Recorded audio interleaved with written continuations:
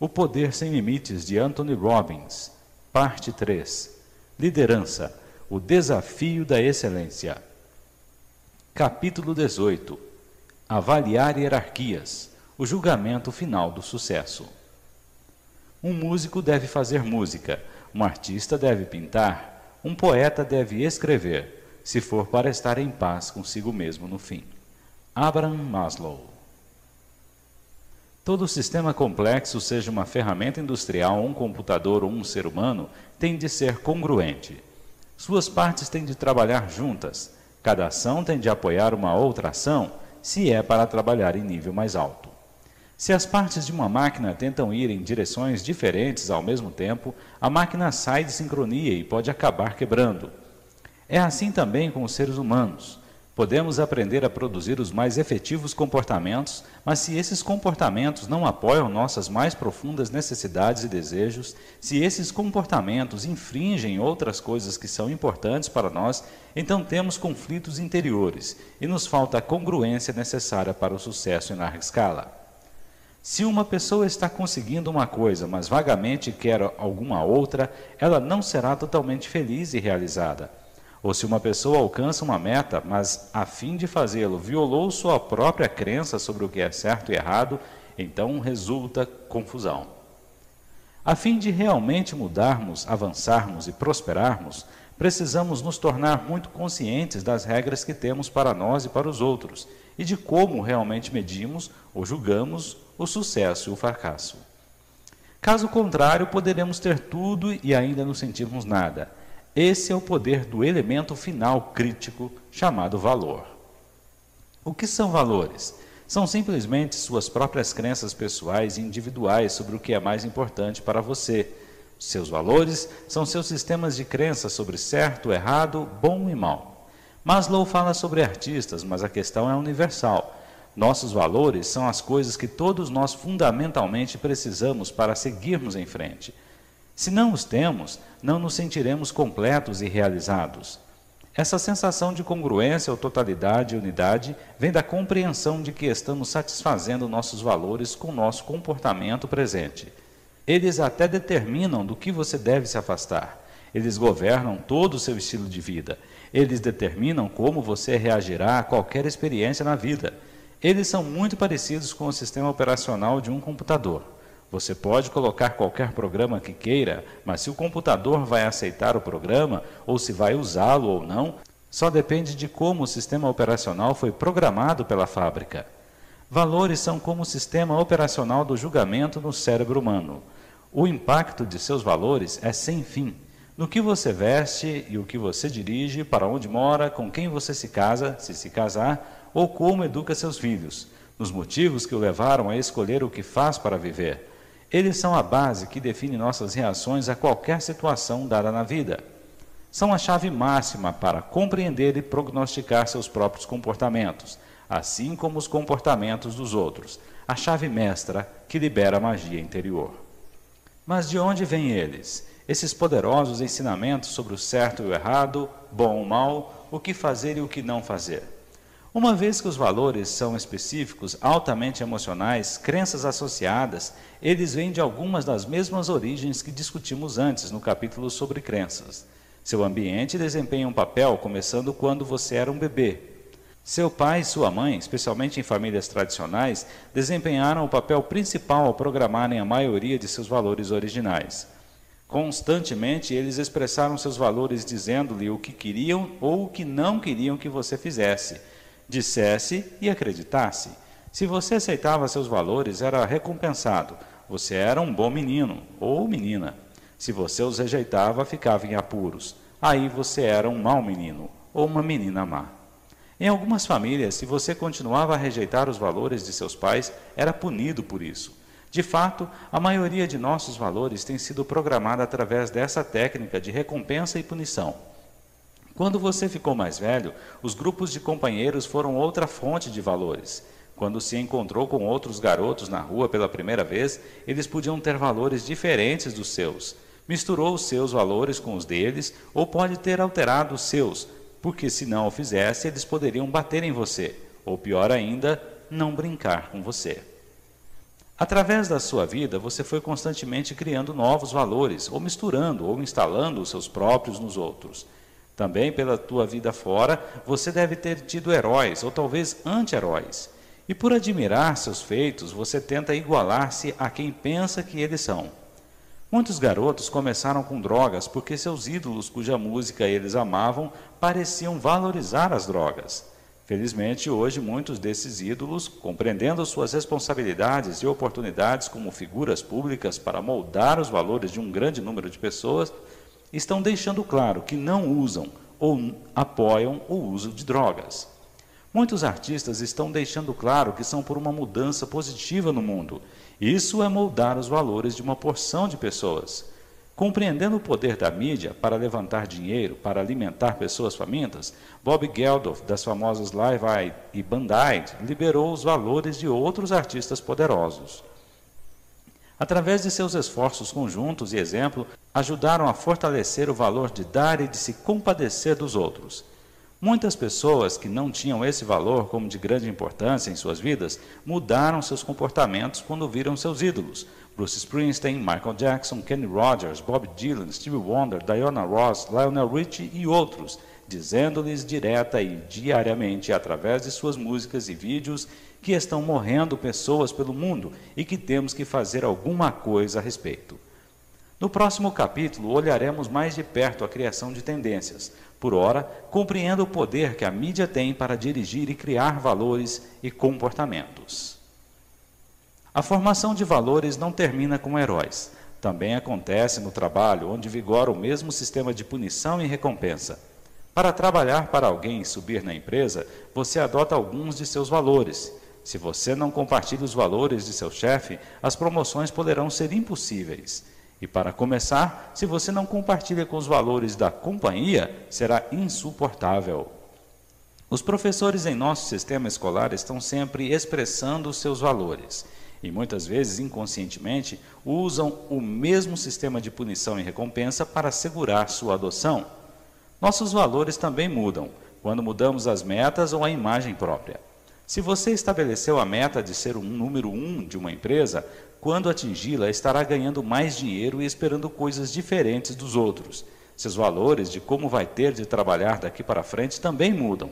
O que você acha de um belo carro será bastante diferente. Até as pessoas com quem passa o tempo podem também mudar para combinar com a sua nova autoimagem. Em vez de ir tomar uma cerveja com os amigos, você poderá estar bebendo água mineral com as 3 outras pessoas em seu escritório que estão planejando a expansão. Qual o seu impulso? Onde vai? Quem são seus amigos? O que você faz? Tudo reflete sua autoidentificação.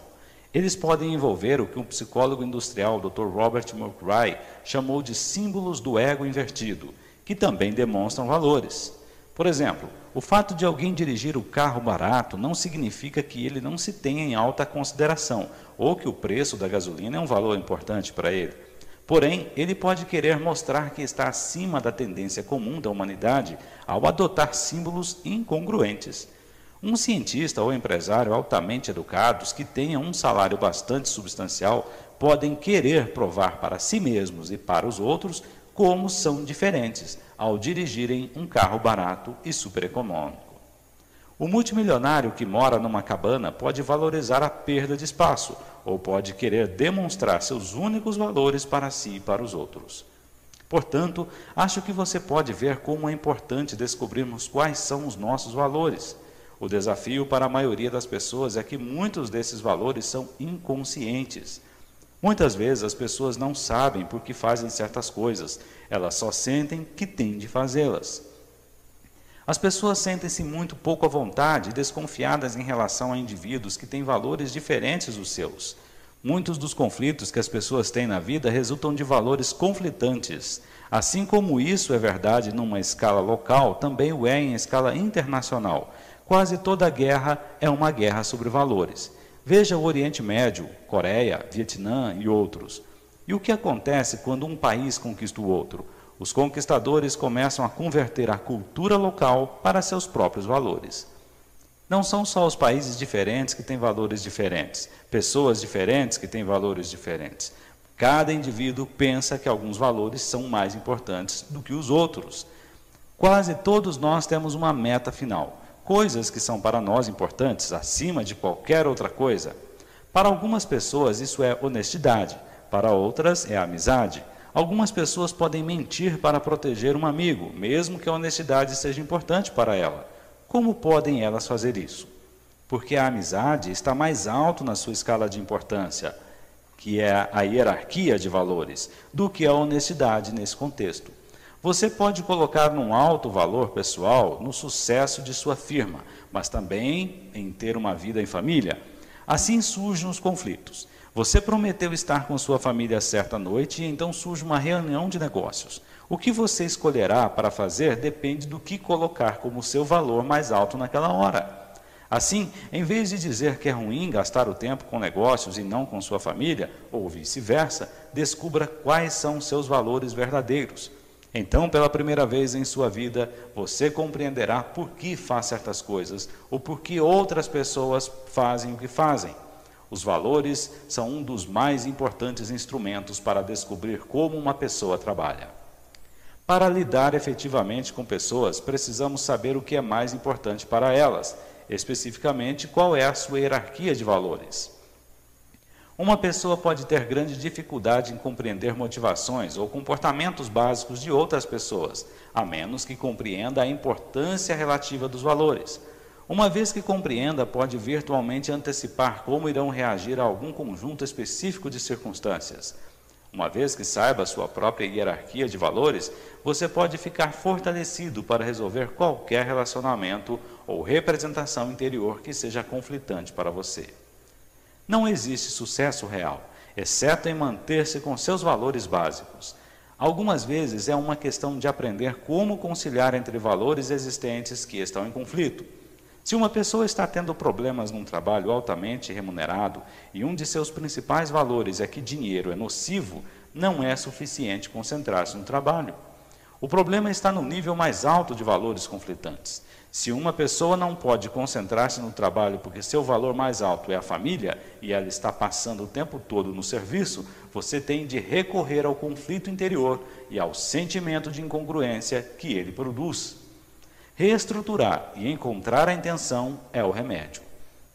Você pode ter $1 bilhão, mas se a vida que você leva entra em conflito com seus valores, você não será feliz. Vemos isso frequentemente. Pessoas com dinheiro e poder levam vidas pobres. No outro lado, você pode ser pobre como um rato de igreja financeiramente, mas se a vida que leva está de acordo com seus valores, você se sentirá realizado. Não é uma questão de quais valores são certos ou errados. Não pretendo impor meus valores a você. É importante saber quais são os seus valores, a fim de que possa dirigir, motivar e apoiar-se no nível mais amplo de sua vida. Todos temos um valor maior, uma coisa que mais desejamos em qualquer situação, quer seja um relacionamento ou um trabalho. Pode ser liberdade, pode ser amor, pode ser excitação ou pode ser segurança. Provavelmente você lê essa lista e diz consigo mesmo, eu quero todas essas coisas. A maioria de nós também quer, mas colocamos um valor relativo nelas todas. O que uma pessoa mais quer de uma amizade é o êxtase. Outra pode querer amor, uma terceira, comunicação honesta, uma quarta, a sensação de segurança. A maioria das pessoas são totalmente ignorantes de suas hierarquias ou daquelas das pessoas que a amam. Tem um senso vago de querer amor ou desafio, ou êxtase, mas não tem ideia de como essas peças se juntam. Essas distinções são absolutamente críticas. Determinam se as máximas necessidades da pessoa serão ou não encontradas.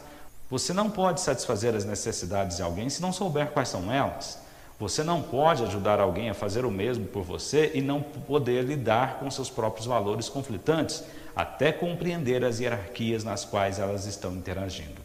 A primeira chave para compreender é detectá-las. Como você descobre a hierarquia de valores sua ou de alguém mais? Primeiramente, você precisa colocar uma estrutura em volta dos valores que está procurando. Isto é, você precisa detectá-los num contexto específico. Eles são divididos em compartimentos. Muitas vezes temos valores diferentes para relacionamentos ou para a família. Você deve perguntar: o que é mais importante para você numa relação pessoal? A pessoa pode responder: os sentimentos de apoio. Então você pode perguntar: por que é importante o apoio?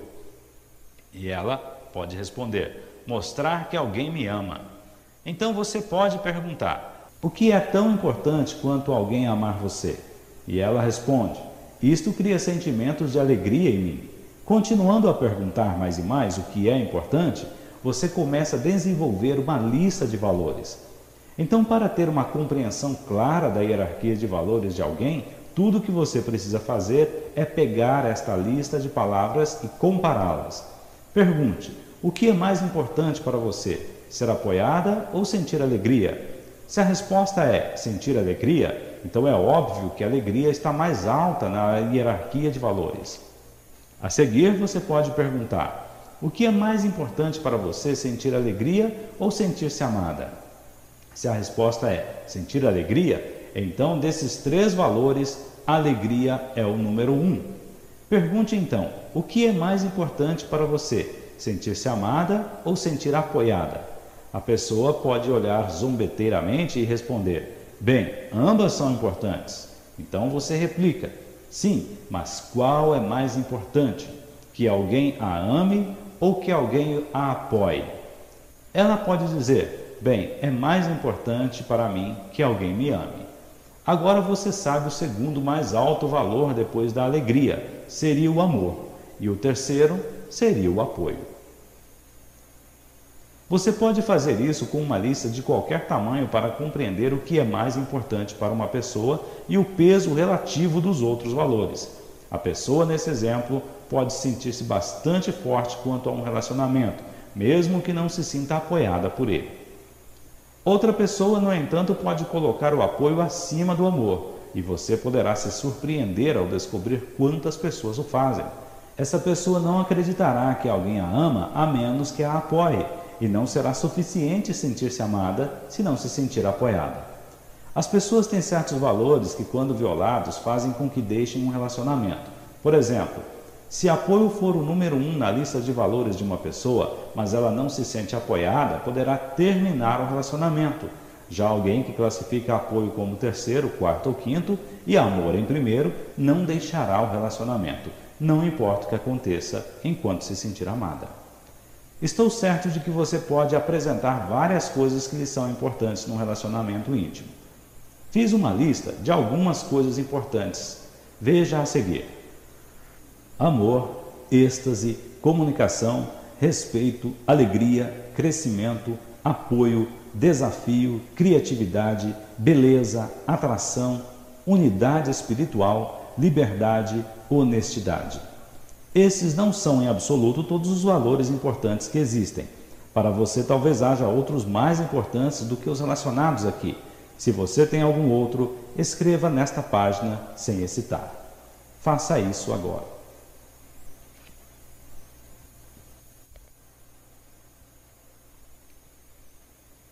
Agora classifique sua lista segundo suas prioridades, atribuindo o número 1 ao mais importante e o último ao menos importante.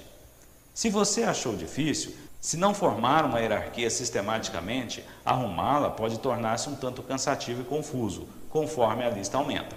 Assim, comparamos valores uns com os outros, para determinar quais são mais importantes do que outros. Comece com os dois primeiros da lista. O que é mais importante para você? Amor ou êxtase?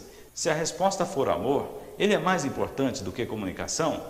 Você precisa percorrer a lista toda e ver se alguma coisa é mais importante do que o valor com o qual começou. Se não, amor está no alto da hierarquia. Agora, vá para a palavra seguinte da lista. O que significa mais para você, êxtase ou comunicação? Se a resposta é êxtase, continue descendo a lista, comparando a palavra seguinte. Faça isto até a última palavra da lista. Elaborar uma hierarquia não é suficiente. Como veremos mais tarde, as pessoas têm significados diferentes para a mesma palavra quando se trata de valores. Agora que você se tornou consciente de sua hierarquia, aproveite para perguntar o que ela significa. Se o valor primário num relacionamento é amor, você pode se perguntar: o que faz sentir-se amado? Ou o que faz com que ame alguém? Ou como sabe quando não é amado? Você deve fazer isso com a maior precisão possível, pelo menos com os 4 primeiros itens de sua hierarquia. A palavra sozinha amor provavelmente significa dúzias de coisas para você, e vale a pena descobrir quais são elas. Não é um processo fácil, mas fazendo-o cuidadosamente, saberá sobre si mesmo e o que deseja de verdade e que evidência deve usar para saber se seus desejos estão sendo satisfeitos. É claro que você não pode ir pela vida afora fazendo estudos completos dos valores de todas as pessoas que conhecem. O quão preciso e específico que você quiser ser dependerá inteiramente de seu objetivo.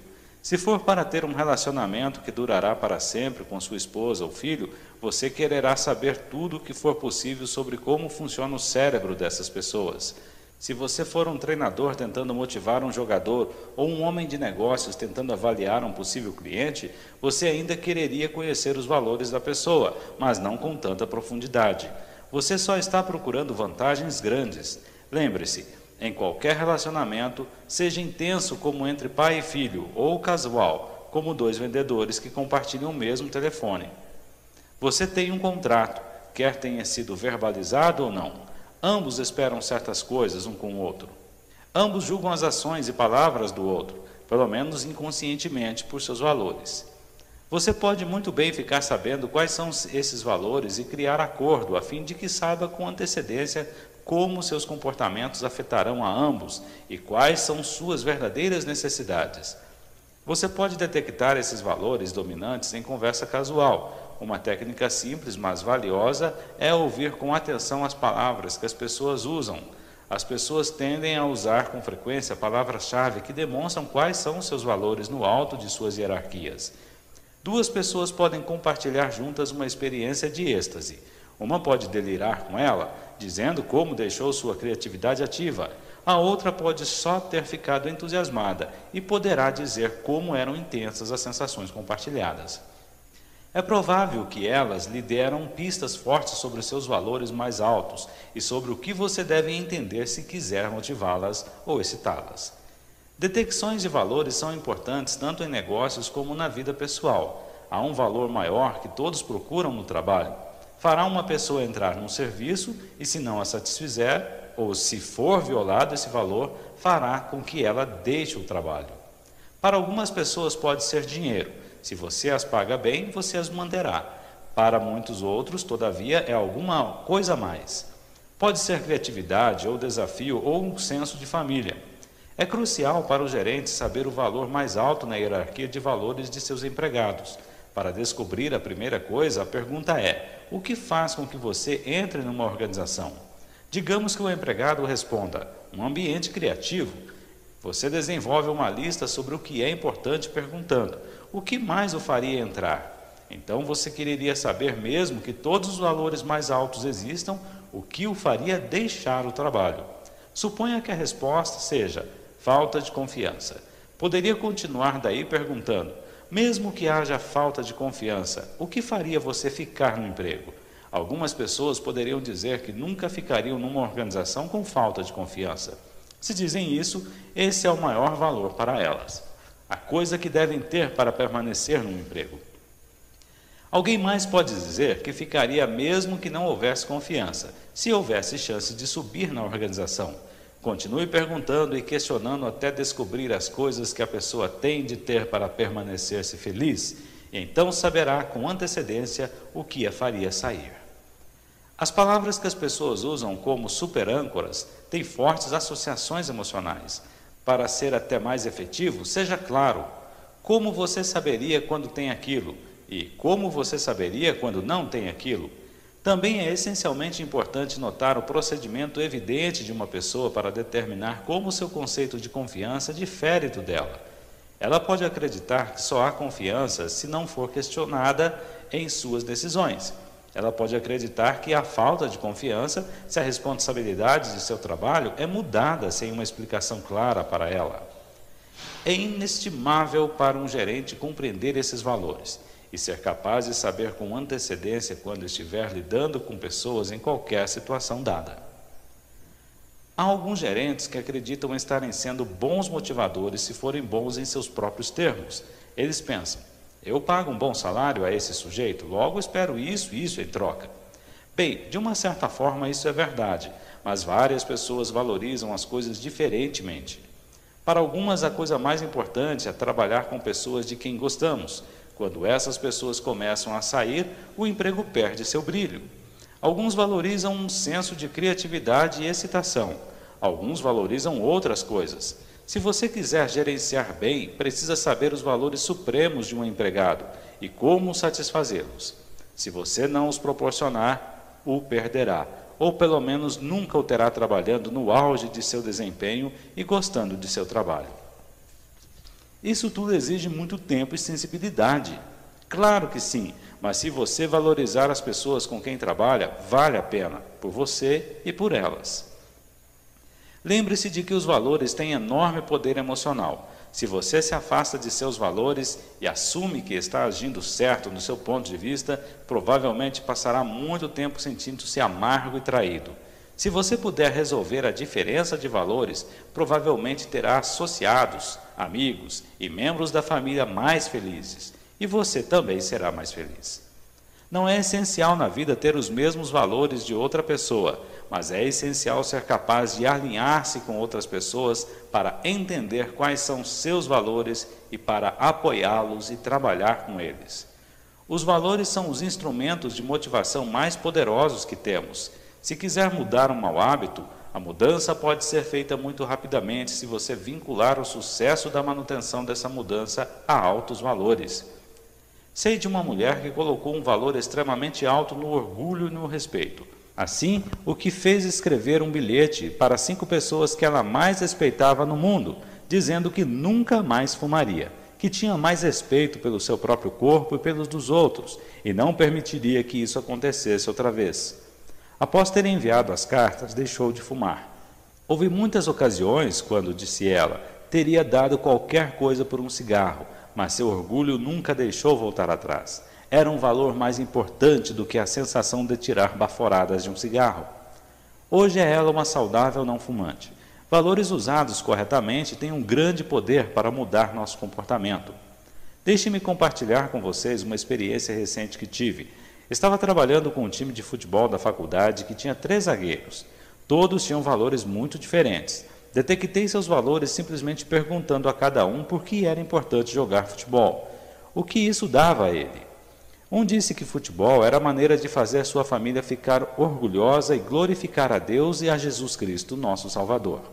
O segundo disse que futebol era importante como uma expressão de poder e que superar as próprias limitações, vencer e subjugar os outros eram os valores máximos para ele. O terceiro era um jovem do gueto que não foi capaz de encontrar qualquer valor particular no futebol. Quando lhe perguntei por que é importante jogar futebol, ele disse que não sabia. Acontece que estava quase sempre se afastando das coisas, como pobreza e vida difícil, em casa, e não tinha uma noção clara do que o futebol significava para ele. Obviamente, você motivaria esses 3 de maneiras muito diferentes. Se tentasse motivar o primeiro, cujos valores eram fazer Jesus e sua família orgulhosos, enchendo-lhe a cabeça com a importância de agarrar seus oponentes e amassá-los na poeira, isso provavelmente causaria um grande conflito interno, porque ele vê no jogo um valor positivo e não violento ou negativo. Se você conversa com ardor sobre glorificar a Jesus e fazer sua família orgulhosa com o segundo, ele não ficaria motivado, porque não é essa a principal razão para ele estar jogando. Aconteceu que o terceiro zagueiro é que tinha mais talento, mas estava fazendo menos uso dele do que os outros 2. Os treinadores estavam tendo dificuldades em motivá-lo porque não tinha valores claros. Nada claro para o que dirigir-se ou afastar-se. Nesse caso, eles tinham de encontrar algum valor que ele tivesse em outro contexto, como orgulho, e transferi-lo para o contexto do futebol. Por fim, apesar de já ter se machucado antes do primeiro jogo, pelo menos tornou-se motivado para apoiar o time, e os treinadores tinham um meio de motivá-lo no futuro, quando seu corpo ficasse curado. Os valores trabalham de uma maneira que é tão complexa e delicada como tudo o que já falamos neste livro. Lembre-se de quando usamos as palavras, estamos usando um mapa, e o mapa não é o território. Se eu lhe digo que estou com fome ou que quero dar uma volta de carro, você ainda está trabalhando a partir de um mapa. Fome pode significar estar pronto para uma grande refeição ou querer um pequeno lanche. Sua ideia de um veículo pode ser o de um Honda ou uma limusine, mas o mapa se aproxima bastante. Sua equivalência complexa está bastante perto da minha e não temos muitos problemas em nos comunicar. Os valores se apresentam a nós como os mapas mais sutis de todos. Portanto, quando lhe digo quais são os meus valores, você está trabalhando com um mapa do mapa. O seu mapa, sua equivalência complexa dos valores, pode ser muito diferente do meu. Se você ou eu dizemos que a liberdade é o nosso valor mais alto, isso criaria harmonia e concordância entre nós, porque queremos a mesma coisa, estamos motivados na mesma direção. Mas não é tão simples assim. Liberdade para mim pode significar ser capaz de fazer o que eu quiser, quando eu quiser, onde quiser e com quem quiser, e tanto quanto eu quiser. Liberdade para você pode significar ter alguém que tome conta de você o tempo todo, ficar livre de discussões vivendo num ambiente estruturado.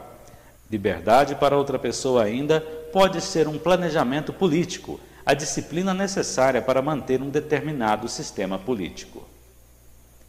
Se um homem não descobriu algo por que morrer, ele não está preparado para viver. Martin Luther King Jr.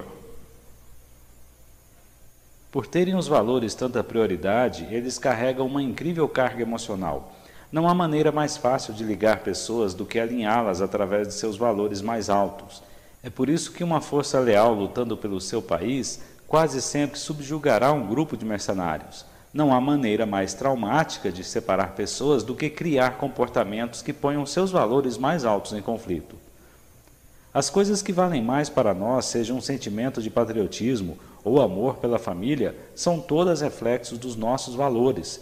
Assim, construindo hierarquias exatas, você desenvolve alguma coisa que nunca teve antes, o mapa mais útil possível do que alguém precisa e do que será a reação dele. Vemos o poder explosivo e as delicadas nuances dos valores o tempo todo nos relacionamentos. Uma pessoa pode sentir-se traída por um romance que fracassou. Ela dizia que me amava, dizia ela. Que piada! Para uma pessoa, amor pode ser um compromisso que dure para sempre. Para outra pode ser uma união breve, mas intensa. Essa pessoa pode ter sido grosseira ou pode ter sido uma pessoa com um complexo de equivalência diferente do que é o amor. Portanto, é absolutamente crucial que você construa um mapa que seja o mais correto possível, que você determine o que o mapa da outra pessoa é realmente. Você precisa saber não só as palavras que está usando, mas o que ela significa. A maneira de fazer isso é perguntar com toda a flexibilidade e persistência que você consiga para construir um complexo de equivalência exato do que seja a hierarquia de valores deles. Muitas vezes as ideias de valores variam tanto que as duas pessoas que professam valores comuns podem não ter nada em comum, e duas pessoas que professam valores diferentes podem descobrir que realmente querem a mesma coisa. Para uma pessoa, diversão pode significar usar drogas, ficar acordado todas as noites em festas e dançar até o dia raiar. Para outra, diversão pode significar subir montanhas ou descer corredeiras, qualquer coisa que seja nova, excitante ou desafiadora. A única coisa que seus valores têm em comum é a palavra que usam. Uma terceira pessoa pode dizer que seu valor mais importante é o desafio. Para ela também pode significar subir montanhas e descer corredeiras. Pergunte-lhe sobre diversão, e ela pode dispensá-la como frívola e sem importância, mas por desafio, ela pode querer significar exatamente a mesma coisa que a segunda pessoa faz para a diversão. Valores comuns formam a base para a harmonia máxima. Se duas pessoas têm valores que estão totalmente vinculados, seu relacionamento pode durar para sempre. Se seus valores são totalmente diferentes, há pouca chance de um relacionamento ser duradouro e harmonioso. Poucos relacionamentos podem ser classificados em qualquer dessas categorias extremas. Como resultado, você tem de fazer duas coisas. Primeiro, encontre os valores que têm em comum a fim de poder usá-los para ajudar a passar os outros que não são iguais. Não foi isso que Reagan e Gorbachev tentaram fazer em seus encontros de cúpula? Manter os valores que ambos os países têm em comum, que mantivessem seu relacionamento como sobrevivência. Segundo, procure apoiar e preencher os valores mais importantes da outra pessoa, o mais que puder. Isso é a base de um relacionamento poderoso, apoiado e duradouro, quer seja de negócios, pessoal ou de família. Os valores são o fator dominante que provocam congruência e fazem com que as pessoas fiquem motivadas ou não. Se você conhece os valores delas, você tem a chance final. Se não tem, você pode criar um comportamento poderoso que não dura ou não produz o seu final desejado. Se estiver em conflito com os valores da pessoa, ela agirá como um interruptor de circuito para dominá-los. Os valores são como uma corte suprema. Eles decidem quais comportamentos funcionam e quais não funcionam, quais produzem estados desejados e quais produzem incongruência. Assim como as pessoas têm ideias diferentes do que os valores significam, elas têm diferentes maneiras de determinar se seus valores estão sendo preenchidos. Em nível pessoal, o procedimento para detectar uma evidência é uma das coisas mais valiosas que você pode fazer para estabelecer metas para si. Aqui está um exercício que vale a pena. Pense em 5 valores que são importantes para você e imagine seu procedimento evidencial. O que tem de acontecer para que você saiba que seus valores estão sendo encontrados e preenchidos? Responda isso agora em uma folha de papel. Avalie se seu procedimento evidencial o ajuda ou afasta. Você pode controlar e mudar seus próprios procedimentos evidenciais. Os que apresentamos eram criações mentais, nada mais. Deveriam nos servir em vez de nos manter afastados. Os valores mudam. Algumas vezes mudam radicalmente, mas em geral mudam em nível inconsciente. Muitos de nós temos procedimentos evidenciais que são autodestrutivos ou ultrapassados. Quando você estava no colégio, deve ter precisado de inúmeros envolvimentos românticos para sentir-se atraente. Como adulto, deve ter querido desenvolver estratégias mais elegantes. Se você valoriza a atração pessoal, mas só se sente atraente se seu aspecto rivalizar com Chevy Chase ou Robert Redford, você pode estar se garantindo uma frustração. Todos nós conhecemos pessoas que estão fixas num objetivo, alguma coisa que simbolize algum valor máximo para elas, e agora, quando o alcançam, descobrem que não significava nada. Seus valores mudaram, mas o procedimento evidencial deve ter uma vida própria. Algumas vezes as pessoas têm um procedimento evidencial que não está ligado a nenhum valor. Elas sabem o que querem, mas não sabem por que querem. Portanto, quando conseguem, isso torna-se uma miragem, alguma coisa que a cultura lhes vendeu, mas que realmente não desejavam. A incongruência entre valores e comportamentos é um dos grandes temas na literatura e filmes, indo de Cidadão Kane ao Grande Gatsby. Você precisa desenvolver um sentido para ver o progresso de seus valores e como eles estão mudando, assim como precisa regularmente reavaliar seus objetivos e metas, que listou no capítulo 11. Você deve regularmente rever os valores que mais o motivam. Outra maneira de rever procedimentos evidenciais é anotar se são acessíveis a um nível que seja atingido dentro de um período de tempo razoável. Pegue 2 formandos do colegial começando a vida.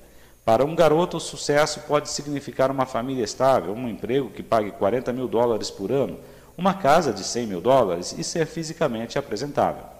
Para outro, pode significar uma grande família, uma renda de $240 mil por ano, uma casa de $2 milhões.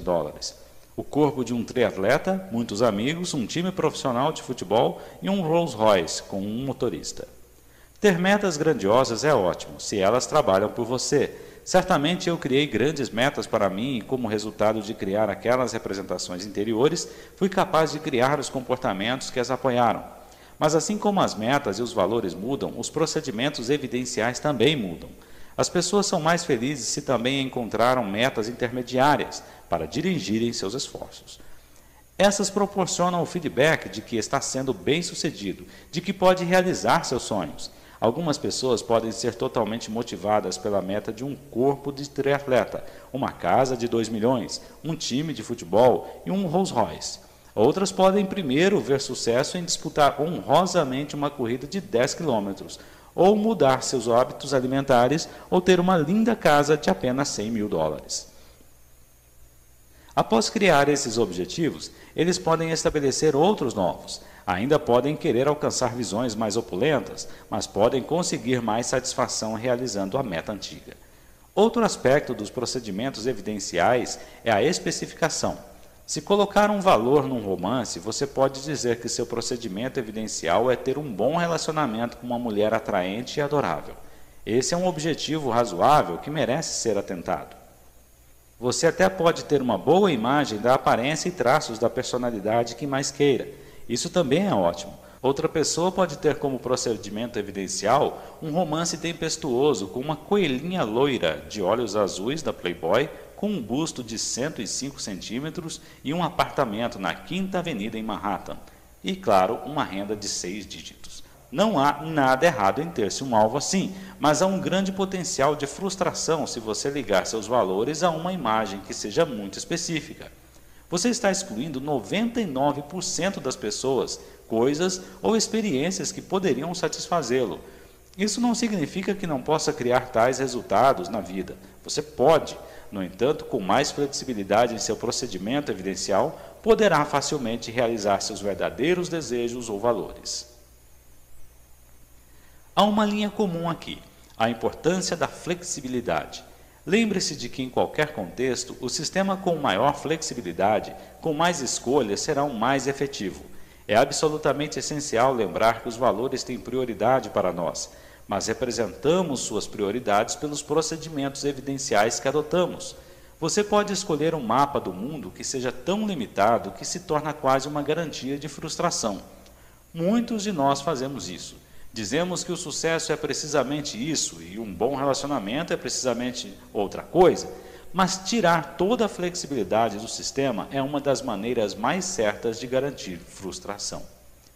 As mais dolorosas questões que podem vir às mãos das pessoas geralmente dizem respeito a seus valores. Algumas vezes, dois valores diferentes, como liberdade e amor, nos puxam para direções opostas. Liberdade pode significar a capacidade de você fazer o que quiser, a qualquer hora. Amor pode significar compromisso com uma só pessoa. A maioria de nós já sentiu esse conflito.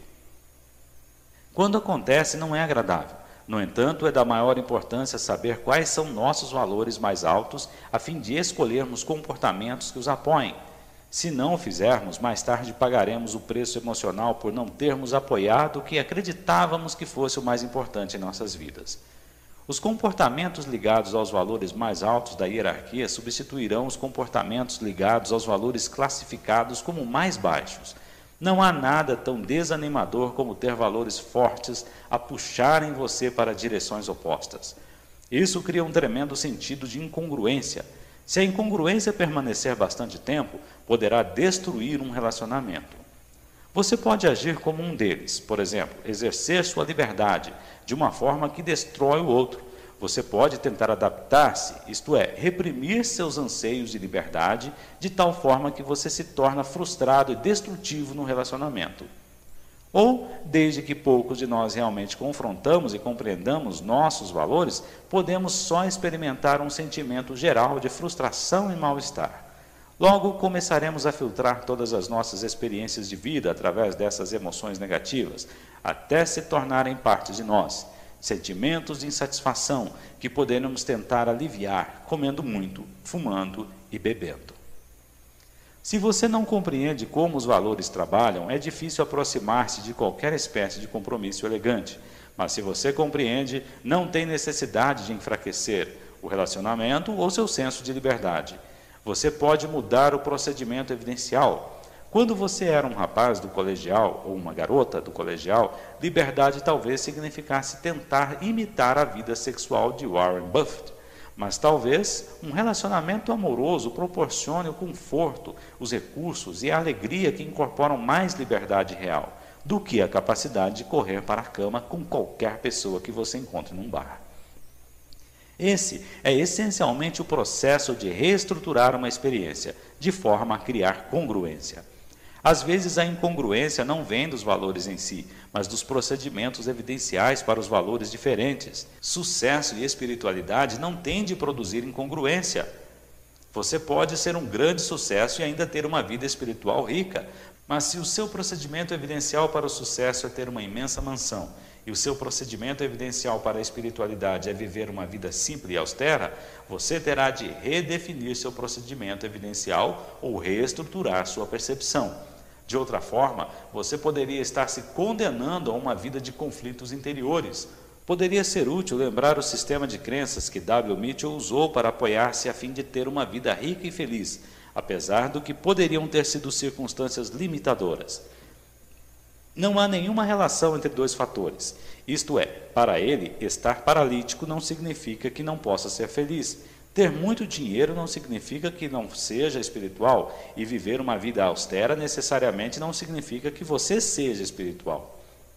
A PNL proporciona instrumentos para mudar a estrutura da maior parte das experiências, a fim de que possam criar congruência.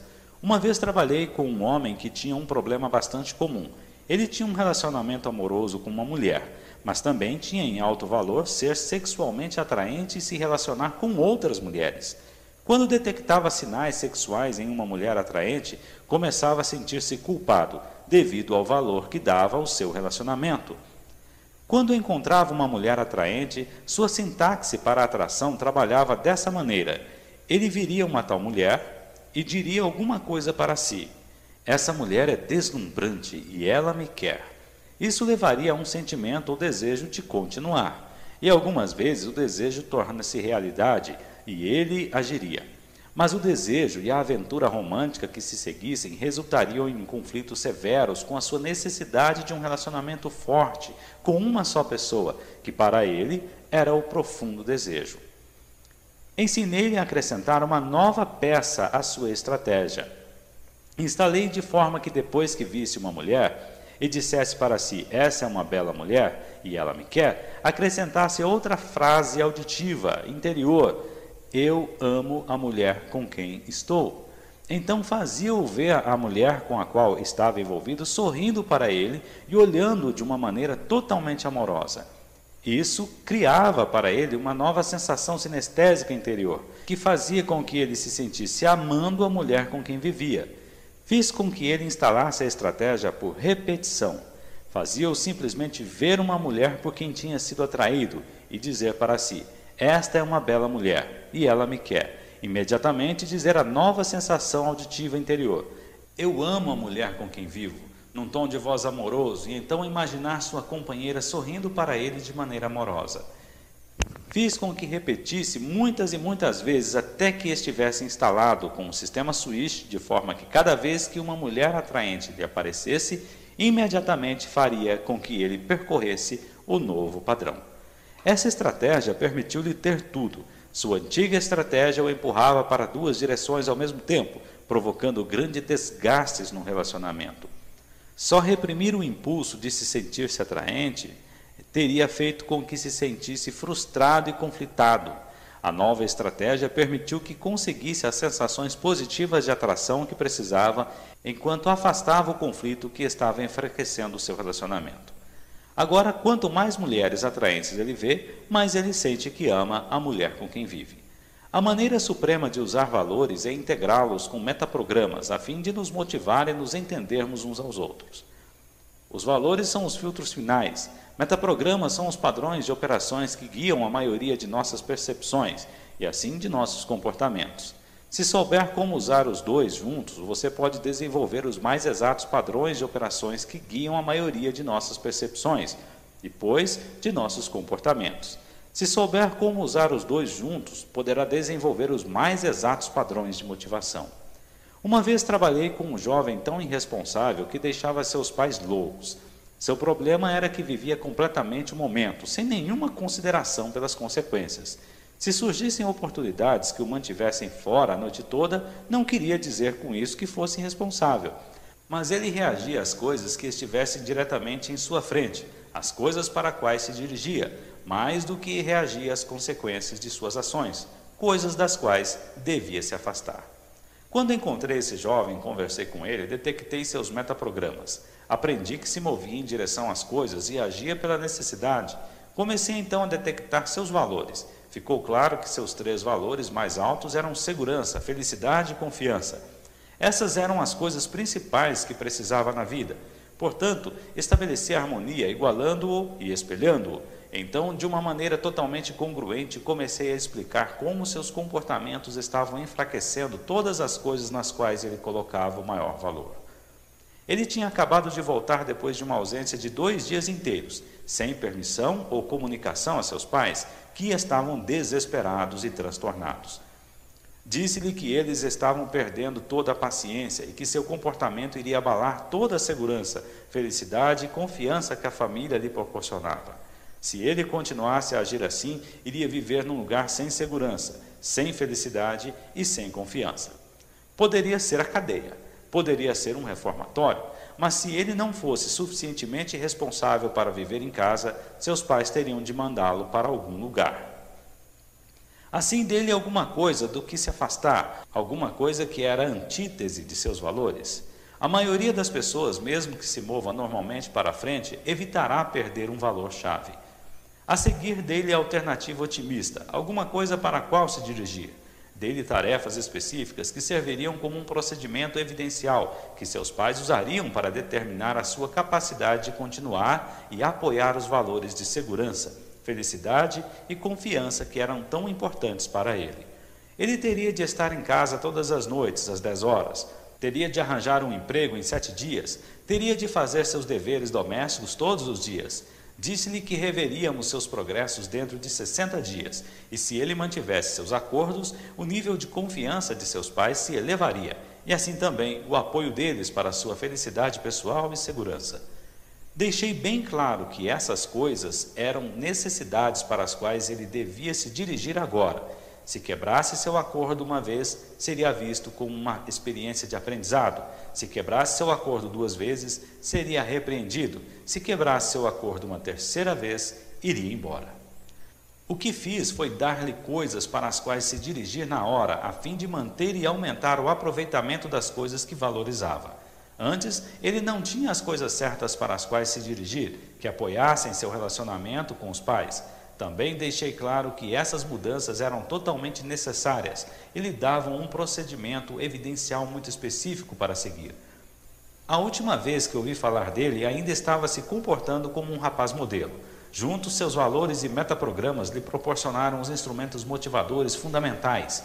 Dei-lhe uma maneira de criar para si a segurança, felicidade e confiança que precisava. Aquele que sabe muito sobre os outros pode ser instruído, mas aquele que se compreende é mais inteligente. Aquele que controla os outros pode ser forte, mas aquele que se domina é ainda mais poderoso. Lao Tse, Tao Te Ching. Penso que você pode ver como os valores são explosivos e como podem ser valiosos instrumentos para mudanças. Antes, seus valores operavam quase que inteiramente no nível subconsciente. Agora você tem a capacidade tanto de entender como manipulá-los para uma mudança positiva. Houve um tempo em que não sabíamos o que era um átomo, portanto, éramos incapazes de usar seu terrível poder. Aprender sobre os valores tem o mesmo efeito sobre nós. Trazendo-os para a consciência, podemos produzir resultados que nunca poderíamos antes. Podemos brincar com botões que não sabíamos que existiam. Lembre-se, valores são sistemas de crenças que têm efeitos globais. Assim, fazendo mudanças em valores, seja eliminando conflitos ou acentuando o poder de valores fortalecedores, podemos realizar profundas mudanças em toda a nossa vida. Em vez de nos sentirmos desconfortáveis sobre conflitos de valores que pouco compreendíamos no passado, podemos compreender o que está acontecendo dentro de nós, ou entre nós e os outros, e começarmos a gerar novos resultados. Fazemos isso de diversas maneiras. Podemos reestruturar a experiência a fim de que seja mais efetiva. Podemos mudar nossos procedimentos evidenciais, manipulando suas submodalidades, como fizemos através deste livro. Quando os valores são conflitantes, o conflito real é quase sempre entre um dos muitos procedimentos evidenciais. Podemos virar a figura e o som de forma que o conflito fique desaparecido. Em alguns casos, podemos até mudar os próprios valores. Se você tem um valor que gostaria que estivesse mais alto em sua hierarquia, você pode mudar suas submodalidades de forma que fiquem mais parecidos com aquelas no alto da hierarquia.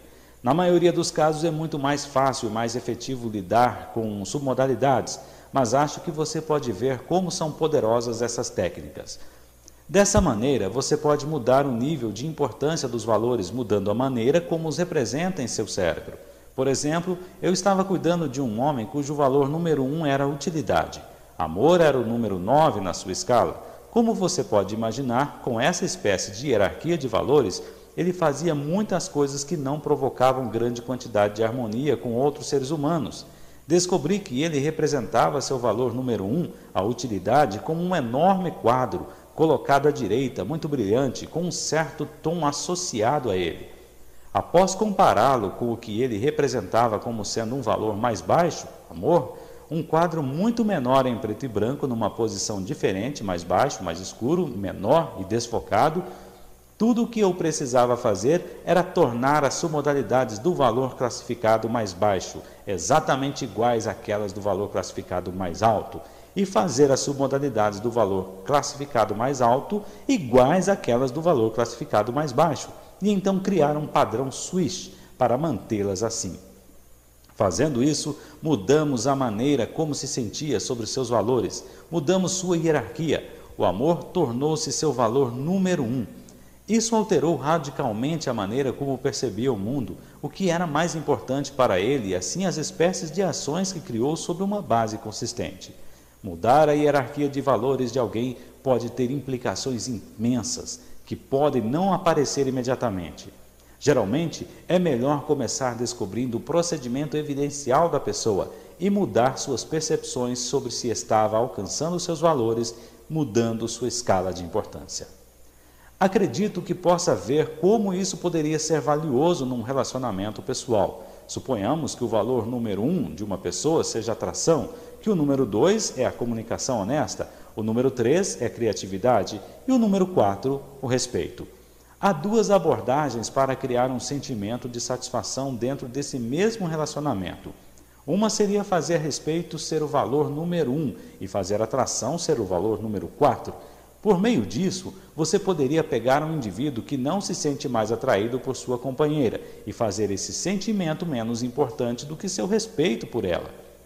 Enquanto sentisse respeito por ela, sentiria que sua maior necessidade estava sendo preenchida.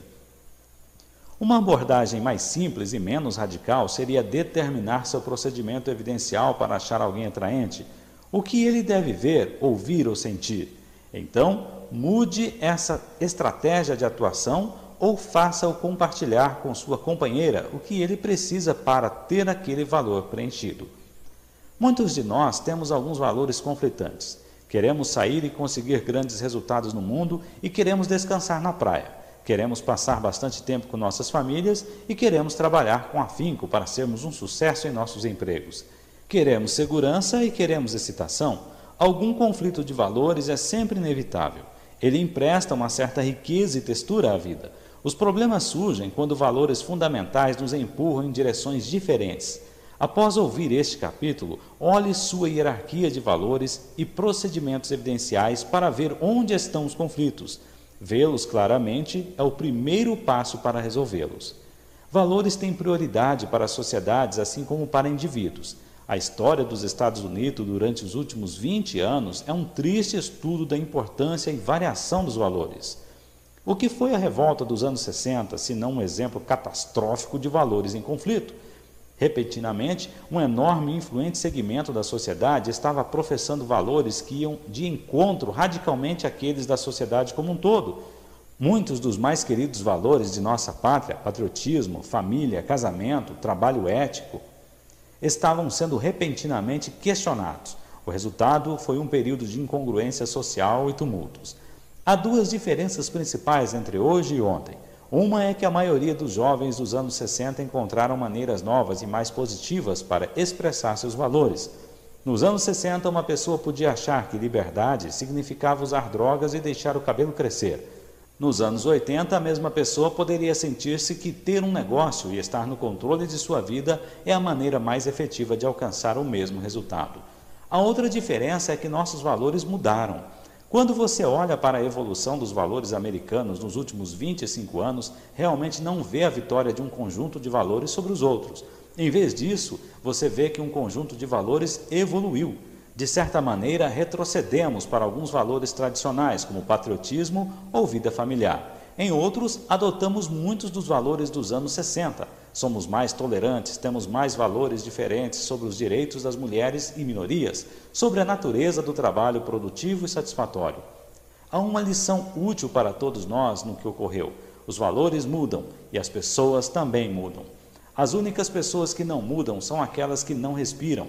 Portanto, o importante é estar consciente desse fluxo e mover-se com ele. Lembre-se do exemplo das pessoas que se fixam num objetivo, só para descobrir que ele não serve mais a seus valores. Muitas vezes nós encontramos nessa situação em diferentes ocasiões. O meio de contorná-las é reconhecer nossos valores atenta e ativamente e os procedimentos evidenciais que construímos para elas. Todos nós temos de viver com algum grau de incongruência. Isto é parte da ambiguidade do ser humano. Assim como as sociedades atravessaram períodos de alterações, como os anos 60, as pessoas também. Mas se sabemos o que está acontecendo, estamos mais bem capacitados para competir ou mudar o que pudermos. Se sentimos a incongruência e a compreendemos, frequentemente agiremos de maneira imprópria. Começaremos a fumar, beber ou qualquer outra coisa para fazer frente às frustrações que não entendemos. Assim, o primeiro passo para lidar com conflitos de valores é compreendê-los. A fórmula do sucesso supremo confirma os valores, assim como as outras coisas. Você precisa saber o que quer, seus valores primários e sua hierarquia de valores. Você precisa agir, você precisa desenvolver o sentido de perspicácia para saber o que está conseguindo. E você precisa desenvolver a flexibilidade para mudar. Se seus comportamentos atuais não combinam com seus valores, você precisa modificar seus comportamentos para resolver o conflito. Há um ponto final que vale a pena considerar. Lembre-se, todos nós estamos modelando o tempo todo. Nossas crianças, nossos empregados e nossos sócios nos negócios estão sempre nos modelando de diferentes maneiras. Se quisermos ser modelos efetivos, não há nada mais importante do que termos valores fortes e comportamentos congruentes. Modelar comportamentos é importante, mas os valores dominam quase que tudo mais. Se você apoia compromisso enquanto sua vida reflete infelicidade e confusão, aqueles que veem você como modelo ligarão a ideia de compromisso a uma infelicidade confusa. Se você apoia um compromisso enquanto sua vida reflete excitação e alegria, você está proporcionando um modelo congruente que liga compromisso e alegria. Pense nas pessoas que mais o afetaram em sua vida. É bem provável que tenham proporcionado os mais efetivos e congruentes modelos. Foram pessoas cujos valores e comportamentos proporcionaram o mais vibrante e convincente modelo de sucesso.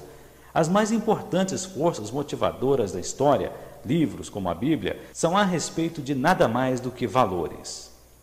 As histórias que os livros religiosos contam, as situações que descrevem, são modelos que enriqueceram as vidas da maioria das pessoas no planeta, dando grande poder àqueles valores. Descobrir os valores de alguém é simplesmente uma questão de descobrir o que é mais importante para ele ou ela. Sabendo disso, você pode conhecer mais efetivamente não somente as necessidades do outro, mas as suas próprias. No próximo capítulo, vamos olhar as 5 coisas que toda pessoa de sucesso tem de confrontar e com as quais tem de se haver a fim de usar e aplicar tudo de que falamos neste livro. Fim do capítulo 18.